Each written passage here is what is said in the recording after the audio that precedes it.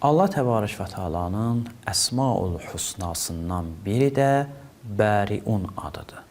Bəri adı Qur'an-ı Kərimdə təqribən 3 dəfə istifadə olunub və hər üçündə də Allah Təbarək və Teala'nın sifəti və adı kimi işlənib. Bəqərə surəsində 2 dəfə və Həşr surəsində də 1 dəfə.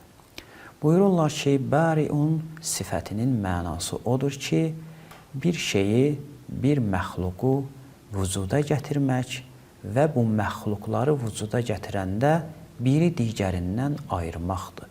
Yəni, elə bir formada xəlq etməyə deyərlər ki, digər məxluqlarla oxşamasın, bir-birindən ayırır. Məsələn, Əllamə Təbatəbai buyurur ki, Allah Təbarək və Teala insanı torpaqdan xəlq edir. Torpaqdan insanı neynir? Ayırır. Və ya dəqiq izahla desək, Allah Təbarək və Teala məxluqları o əql aləmindən ayırır, misal aləminə endirir. Və misal aləmindən də maddi aləmə endirir.